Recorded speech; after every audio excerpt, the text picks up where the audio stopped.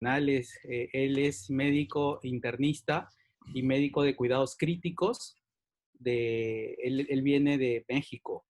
Hizo medicina interna en el Hospital Civil de Guadalajara, medicina crítica en el Tecnológico de Monterrey. Es cofundador de la Asociación Mexicana de Ultrasonografía Crítica y Urgencias, que es AMUSCU, las siglas. Miembro de la mesa directiva de la WinFocus Internacional para el bienio 2019-2021, justo en plena pandemia. El WinFocus es la red interactiva que tiene que ver con todo lo que es ultrasonografía enfocada en paciente crítico, y es adscrito a la unidad de cuidados intensivos en el Hospital General de la zona número 4 de Monterrey, Nuevo León, del Instituto Mexicano de Seguridad Social. Juancito es un maestro, uno de nuestros profesores internacionales que ha venido a Perú muchas veces y que tiene una amplia experticia en el manejo del ultrasonido, y que en esta oportunidad nos va a dar una presentación sobre ecografía pulmonar en COVID 2019. Juancito, te agradecemos de antemano tu presencia y te damos el pase. Muchas gracias, Yacik. No sé si ahí me escuchen y me puedan ver mi pantalla normalmente. Todo bien, Juan, se escucha Perfecto, y se ve.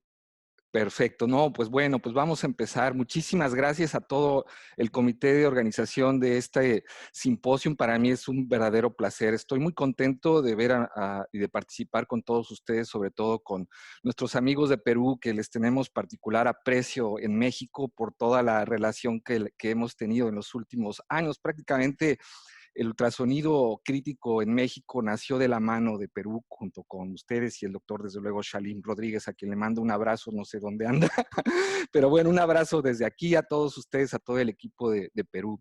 Bueno, pues vamos a empezar, y como dice bien mi amigo Yacik, pues con algo de ultrasonografía pulmonar, específicamente en el contexto de COVID. Desde luego, no voy a hablar de cuestiones muy básicas, porque pues eso sería motivo de otra sesión, ¿verdad? Simplemente me voy a enfocar a la parte de COVID en estos próximos 30 minutos. Voy a comenzar con una pequeña introducción, el por qué el ultrasonido pulmonar en COVID-19 pues resulta bastante útil e importante, qué es lo que podemos ver con esta técnica en los pacientes con COVID. Les presentaré algunos casos de mi clínica. Yo, como ustedes como han mencionado, yo soy médico intensivista. Entonces, mi experiencia más que nada es dentro de los cuidados intensivos y, pues, desde luego, algunas ya conclusiones. Y comienzo simplemente haciendo mención de estas recomendaciones, este statement que en este año la Sociedad Americana de Ecocardiografía publicó respecto al uso particularmente de la ecocardiografía en los pacientes con COVID, pero esto se aplica desde luego al ultrasonido crítico en general y particularmente desde luego al ultrasonido pulmonar. Y bueno, el primer tópico que abordan es quién es el que debe de hacer el ultrasonido crítico en general y pulmonar, desde luego, pues preferentemente en este contexto de pandemia, de riesgo de infección del personal, pues tiene que hacerlo, por supuesto, el más capacitado.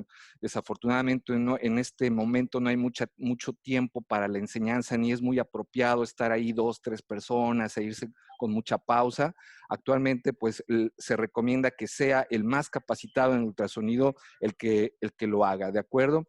¿A quiénes? Pues desde luego a aquellos pacientes que nosotros consideremos que van a tener un mayor beneficio clínico, ¿verdad? Aquellos que no nada más por una mera rutina, sino aquellos pacientes que veamos que vamos a tener respuesta a la situación que está pasando el paciente por medio de esta noble herramienta. Y desde luego, esta información con ultrasonido la debemos de tomar rápido porque es vital el tiempo que estamos en exposición con los pacientes. El ultrasonido crítico en general, bueno, pues es muy útil actualmente con los aparatos portátiles. Podemos hacer escaneo, podemos buscar situaciones que comprometan al paciente en domicilio, en las salas de urgencias, en las salas de medicina interna, de hospitalización en general y desde luego la terapia intensiva. Todo eso lo sabemos perfectamente y esta herramienta ha resultado pues muy útil. El cómo lo vamos a hacer, pues lo podemos hacer de una manera enfocada a través de los distintos protocolos que conocemos, o incluso también podemos hacer algo de ecografía avanzada, pero depende mucho pues de la capacidad del operador y del tiempo que esté en ese momento con el paciente. Es importante que los aparatos sean portátiles por la facilidad que se tiene entre los diferentes dispositivos de monitoreo, máquinas de hemodiálisis, ventilador, etcétera, lo más portable posible, y que estas máquinas se recomienda que de preferencia tengan la capacidad de almacenar imágenes para poder analizar estas imágenes postproceso, ya de alguna manera saliéndonos del cubículo, poder analizar qué es lo que está sucediendo con calma, compartir experiencias o analizarlas, discutirlas con otros colegas, etcétera. Por eso se prefiere que sean con capacidad de almacenamiento. Desde luego el personal tiene que llevar una protección, eso no me voy a detener, y desde luego que el equipo también, y para esto ya existen algunas recomendaciones, curiosamente también de este año, con algunas asociaciones ya de radiología que han publicado cuáles serían las recomendaciones respecto a la protección de los equipos. Pero bueno, ahora sí, entrando en materia respecto a lo que es el ultrasonido pulmonar en pacientes con COVID-19, realmente, como ustedes han visto, se vino una ola enorme de publicaciones desde principios de año, tremenda. Realmente hay de todo, como decimos en México, ¿no? De chile, de manteca, de guacamole, de todo hay, para los que les gusta. Hay realmente una gran variedad de publicaciones de todo tipo, de múltiples asociaciones, de múltiples autores, algunos conocidos, algunos no. Desde luego los grandes ponentes, los grandes maestros del ultrasonido también han publicado, pero ha habido muchísimo, desde marzo, bueno, incluso desde antes, mayo, junio y julio hasta ahorita, se siguen publicando mucho sobre ultrasonido pulmonar específicamente. Hay una gran cantidad de publicaciones. Yo diría que incluso mucho se ha redundado, ¿no? Como vamos a ver, son pocas las cosas realmente nuevas que se han publicado respecto al ultrasonido pulmonar en COVID. Como ustedes saben, el ultrasonido pulmonar funciona como un gran densitómetro. El ultrasonido es muy sensible para los cambios de densidad en el pulmón, entendiendo la densidad como la cantidad de masa o gramos en un cuerpo, en un mililitro. El ultrasonido es muy eficaz, y las publicaciones del doctor Gino Soldati desde hace algunos años haciendo estudios experimentales en animalitos, pues nos ha demostrado que el ultrasonido es muy sensible para los cambios de densidad pulmonar. Por ejemplo, el pulmón aereado normal, su densidad es de alrededor de 0.15 gramos por mililitro. El 85% del ultrasonido del pulmón es aire, y el resto es agua extravascular y tejido conectivo. Y el patrón que vamos a observar es un patrón normal de aireación con predominio de líneas A. A medida que este pulmón se vuelve más denso, más pesado por aumento en el agua extravascular pulmonar, ya sea de origen hidrostático como en el edema pulmonar cardiogénico, o por aumento en la permeabilidad vascular pulmonar como sucede en el edema pulmonar neumogénico, particularmente en el caso de COVID, pues también empiezan a aparecer otros artefactos que ustedes ya conocen, conocidos como líneas B, que ahorita las voy a mencionar.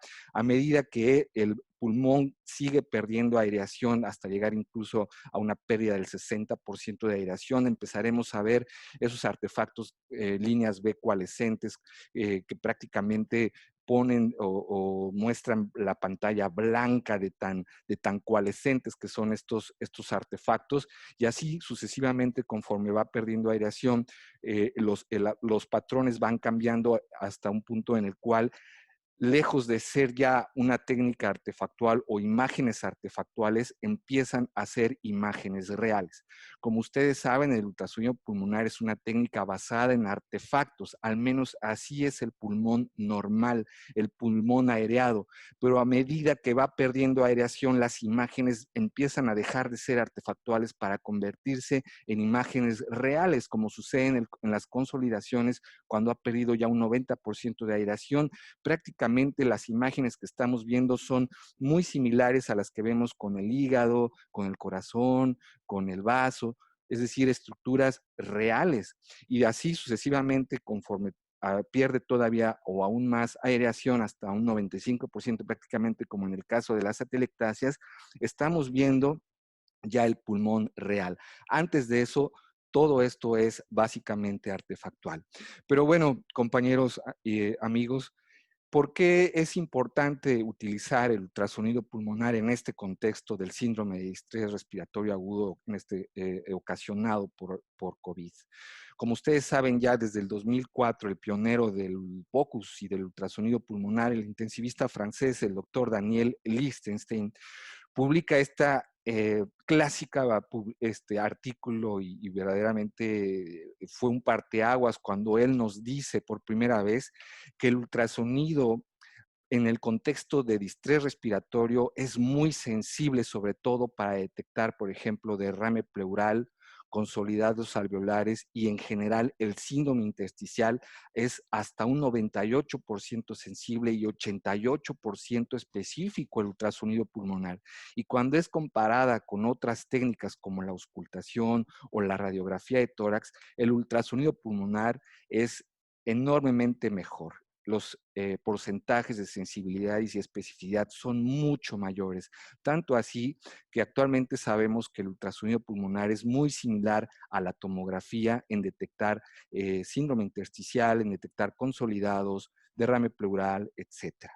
Pero bueno, aterrizando particularmente en el contexto de COVID, en esta pandemia, en los pacientes con distrés respiratorio ocasionado por COVID, ya artículos que se han convertido en clásicos al principio de la pandemia nos describían ya los hallazgos que se encontraban en las tomografías de los primeros pacientes con COVID, sobre todo que estas alteraciones o estos hallazgos estaban directamente relacionados con el tiempo de evolución y así iniciaban primero las opacidades en vidrio despulido y conforme iban aumentando los días encontrábamos el patrón de empedrado, las consolidaciones, etcétera, y que poco a poco conforme iban pasando los días, pues estas lesiones iban regresando. Y de igual manera, los artículos de principios de año nos mostraban que también estas alteraciones tomográficas estaban relacionados con los síntomas que estaba en esos momentos refiriendo el paciente, de tal manera que, bueno, estas publicaciones han sido ya clásicas y nos mostraron precisamente esos interesantes hallazgos. ¿Y qué me dicen de estas primeras publicaciones en las cuales se mostraban los resultados de las primeras autopsias hechas a los pacientes que fallecían por COVID? Y como ustedes saben, se tomaban muestras de las opacidades en vidrio despulido y encontraban desde el punto de vista histopatológico que existían cambios que algunos no se nos hacían ya raros y que sabíamos que existían en los pacientes con distrés respiratorio, como es el daño alveolar difuso, los exudados intraalveolares fibrinosos, la fibrosis intersticial, ¿verdad? Todos esos a nivel histopatológico eran lo que encontraban en las biopsias de las lesiones de estos pacientes. Y a medida por ejemplo, en biopsias ya desde el punto de vista macroscópico encontraban que los principales hallazgos era edema pulmonar no cardiogénico y hemorragia en parches. Pero bueno, ¿qué es lo que sucede cuando nosotros aplicamos sonido a todas esas lesiones histopatológicas o cambios incluso macroscópicos? Entonces aquí entramos a la base, al artefacto esencial de lo que es el síndrome de distrés respiratorio agudo visto examinado mediante ultrasonido pulmonar. Y estamos ante el principal artefacto que, como les comento, son las líneas B. Pero ¿cómo se originan las líneas B? Como ustedes saben y como ha sido descrito, bueno, no se ha llegado todavía a un acuerdo de cómo se genera este interesantísimo artefacto que en algunos contextos incluso funciona como un biomarcador pronóstico. En el caso particularmente de los pacientes con COVID y aquellos que tienen síndrome intersticial, como sabemos que hay el ultrasonido emitido desde lo que es el transductor se va a encontrar con unos cambios en la impedancia acústica muy abruptos, muy importantes, porque la impedancia acústica del aire y del líquido, del agua extravascular, ya sea de origen hidrostático o neumogénico, produce que el haz de ultrasonido, al encontrar una gran diferencia de impedancia acústica dentro del pulmón, sea reflejado en múltiples direcciones. ¿de acuerdo? Y esto produce desde luego que la máquina exprese estos abruptos cambios de la impedancia acústica en pequeños puntos hiperecogénicos horizontales que juntos entre sí dan la apariencia de una sola línea hiperecogénica vertical y a la cual se le ha denominado precisamente líneas B y que tienen ya ciertas características que fueron descritas en las recomendaciones internacionales basadas en evidencia del 2012 y que nos dice precisamente esto, que son líneas ecogénicas verticales que emergen de la línea pleural, que atraviesan toda la pantalla, que se mueven en sincronía con el deslizamiento pulmonar y que no más de 3 es normal, porque como sabemos está directamente relacionado con el agua extravascular pulmonar y todos tenemos agua extravascular pulmonar en un rango más o menos de 6 a 8 mililitros por kilo. Eso es normal. Por eso es que es normal también tener líneas B, pero no más de 3. Más de 3 entonces se le conoce como síndrome intersticial. El síndrome intersticial, como ustedes saben, puede ser con un patrón homogéneo, como en el caso del edema pulmonar cardiogénico, o heterogéneo, como en el caso del COVID y de otras causas de síndrome de estrés respiratorio agudo. Y como les comento, la base, la esencia de la ultrasonografía en COVID, pues son las líneas B. Y el doctor Gino Soldati desde hace algún tiempo nos ha dicho que existen diversos fenotipos de líneas B dependiendo de la densidad que va tomando el pulmón conforme éste va perdiendo aireación y que está relacionado con ciertas patologías. Así pues, como les comento, el ultrasonido pulmonar pues funciona como un gran densitómetro que nos va demostrando cómo van surgiendo los cambios en la línea del tiempo respecto a la aireación pulmonar y esto pues desde luego está correlacionado con los hallazgos que se encuentran en las tomografías y desde luego desde el punto de vista histopatológico, lo que ha sido nuestra experiencia en nuestra unidad de cuidados intensivos. Y nos vamos a uno de los primeros casos que llegamos a tener, en los cuales pues curiosamente, o digamos, afortunadamente tenían tomografía, porque realmente en nuestro medio es muy difícil y más ahora obtener tomografía de todos los pacientes. Pero vean, por ejemplo, este paciente joven pero obeso nos mostraba, si nosotros vamos haciendo una correlación de lo que vemos en la tomografía con lo que vemos en el ultrasonido, por ejemplo, si ustedes ven la tomografía, ven que es un patrón realmente heterogéneo, alternando con zonas de vidrio despulido, pero otras áreas bien aparentemente bien aireadas, bien ventiladas, que es precisamente donde mayor impacta la energía del ventilador, como sabemos. Pero vean, cuando nosotros insonamos estas zonas aireadas, lo que vamos a ver y vamos a encontrar, pues es un patrón de aireación normal, en el cual vemos la línea pleural, que es esa línea hiperecogénica horizontal, que además es móvil, y eso pues desde luego es normal, seguido por los otros artefactos normales que encontramos en los pacientes, que son las líneas A, ¿verdad? Esto es un patrón aireado, es un patrón digamos, normal que los pacientes con COVID pueden presentar si nosotros insonamos las áreas que están bien ventiladas o más bien aireadas, ¿de acuerdo? Pero ¿qué pasa si movemos el transductor hacia las zonas donde se encuentran las mayores lesiones? Como ustedes saben, el ultrasonido pulmonar es una técnica de superficie, únicamente se muestran los primeros milímetros por debajo de la pleura. No podemos ver estructuras que están más distantes precisamente por la gran impedancia acústica que genera el aire del pulmón. Pero a medida que aumenta el líquido, este material funcionan como canales sónicos y podemos ver estos tipos de artefacto. En estos casos, pues vemos ya una línea plural y empezamos a ver desde luego las líneas B. Y así a medida que vamos insonando en los distintos pacientes, podemos encontrar estos hallazgos que son precisamente las líneas B con alteraciones en la línea pleural. Vean, son una pleura enferma, una pleura irregular, ¿verdad? A diferencia de las zonas o de las áreas que están bien aireadas o normales, en los casos en los que vemos zonas enfermas, lo que vemos precisamente son alteraciones en la línea pleural acompañadas por múltiples líneas B, que es prácticamente los patrones que vemos de manera común y que se van repitiendo en los diversos pacientes. Realmente la gran mayoría de ellos presentan este tipo de patrón, que es el síndrome intersticial difuso, pero con un patrón heterogéneo, es decir, vamos encontrando zonas que están bien aireadas, como vemos ahí, en combinación con zonas patológicas de predominio de líneas B.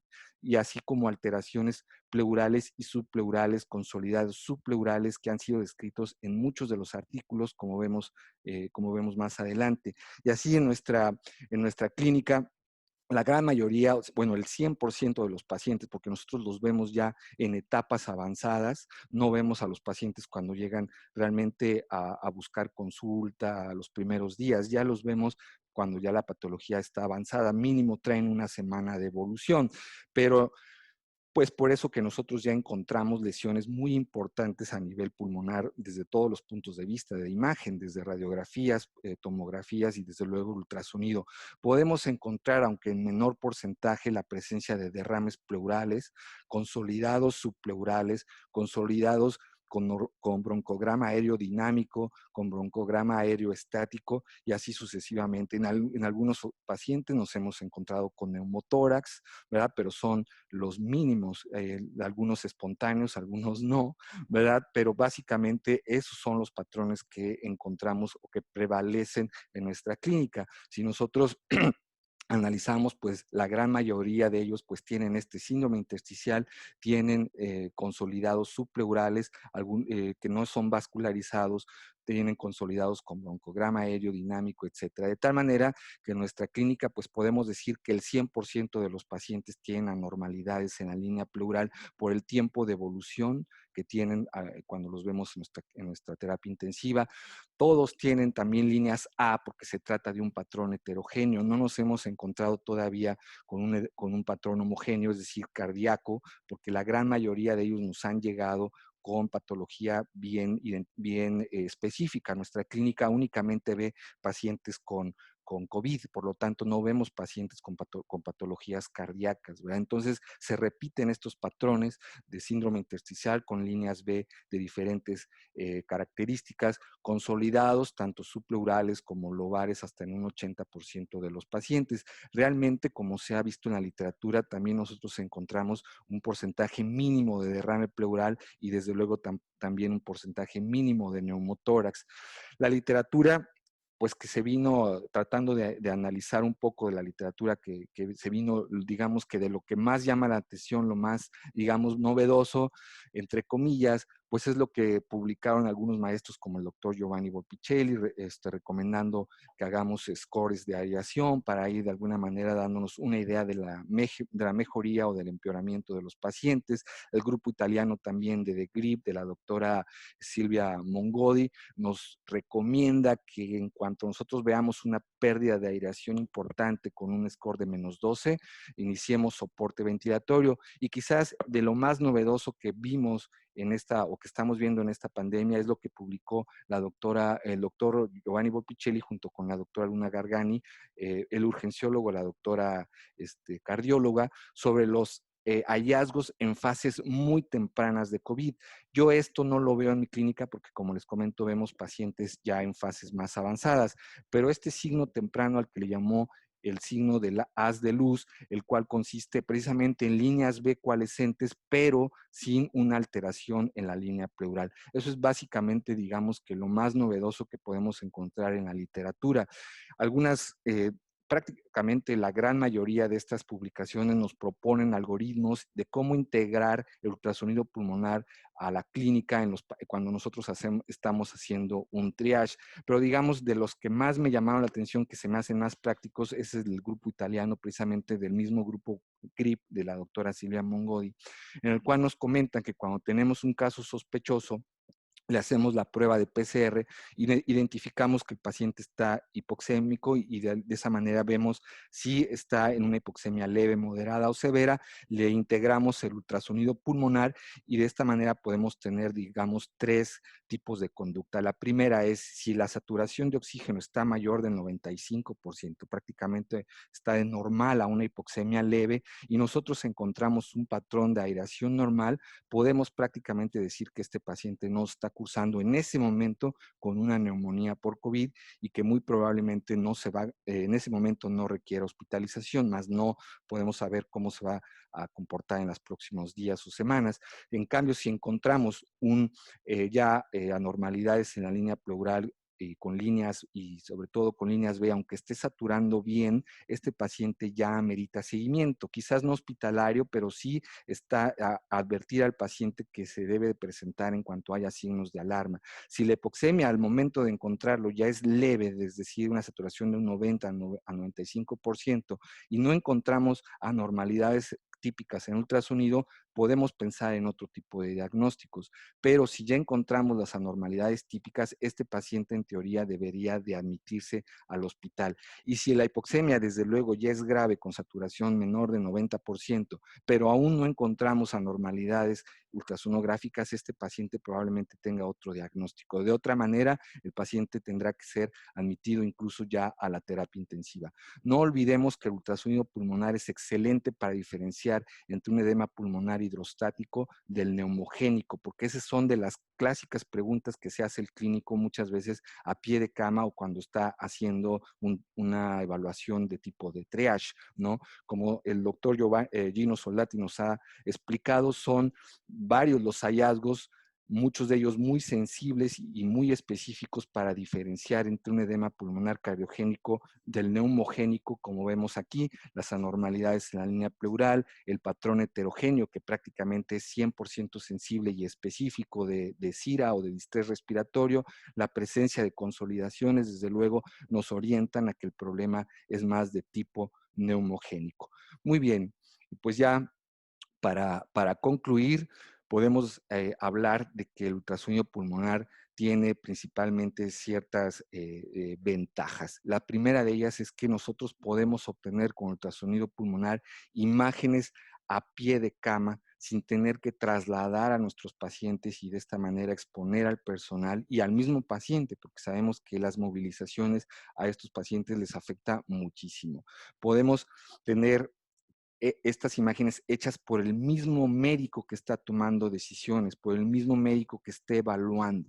Esto es muy útil poder tomar decisiones en tiempo real y en forma dinámica, respuesta a la terapia, etcétera. Como les comento, reduce la exposición del personal, minimiza los riesgos, desde luego, de traslado y utilizando ciertos algoritmos como los que les comenté, el ultrasonido pulmonar es muy útil para discriminar entre un paciente que tiene bajo riesgo de complicación versus el que tiene alto riesgo de complicación, sobre todo si integramos estas imágenes junto con los datos clínicos de polipnea. Desde luego, la saturación de oxígeno son muy importantes, sobre todo en aquellos escenarios o contextos donde no contamos con marcadores bioquímicos o que estamos ante una situación de sobresaturación, etcétera, pues el ultrasonido pulmonar es magnífico, es excelente, sobre todo si estamos utilizando aparatos portátiles,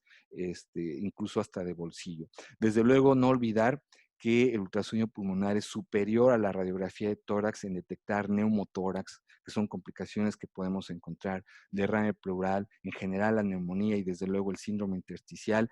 Y para identificar la causa de la disnea, el ultrasonido pulmonar es superior a los métodos tradicionales. El edema, desde luego, el ultrasonido pulmonar, como les comenté hace un momento, es muy útil para discriminar entre el edema pulmonar de altas presiones hidrostáticas versus el neumogénico, el cual llega a ser en algunos momentos para los clínicos difícil de poder diferenciar si estamos ante un problema cardíaco netamente pulmonar. La otra ventaja es que el eco es fácil de esterilizar, es fácil de alguna manera de limpiar, a diferencia de lo que es pues obviamente una máquina de radiografía y ni se diga una sala de rayos X. Evita la radiación, desde luego, y podemos monitorizar de manera repetida a nuestros pacientes. ¿Cuáles serían de alguna manera las limitaciones o desventajas? Como sabemos, pues es el hecho de que el ultrasonido pulmonar es operador dependiente, de que requiere desde luego la capacitación, aunque es mucho más corta la curva de aprendizaje que otros métodos como la ecocardiografía, sí requiere que el médico se capacite mínimamente, ¿verdad? Y desde luego, hay signos pulmonares que no son muy sensibles, que no son muy específicos, que son muy sensibles, pero poco específicos para ciertas patologías. Incluso muchas veces para decir esto es una neumonía bacteriana, esto es una neumonía viral, esto es solamente una telectasia, aún los signos carecen de especificidad y desde luego, pues una de las limitaciones es que se trata de una técnica de superficie, no podemos ver alteraciones más profundas. Desde luego, siempre lo diremos, sin adecuado entrenamiento y supervisión puede resultar en fallas diagnósticas y por lo tanto terapéuticos, y nunca olvidar que ningún sistema de monitoreo, por muy avanzado, por muy eficaz, puede mejorar los resultados finales de nuestros pacientes, a menos que verdaderamente se acompañen de un tratamiento eficaz. Bueno, pues para mí ha sido un verdadero placer. Les agradezco muchísimo la invitación y pues los invito a visitar nuestros múltiples sitios que tenemos de ultrasonido crítico en nuestra asociación. Muchas gracias, Yasica.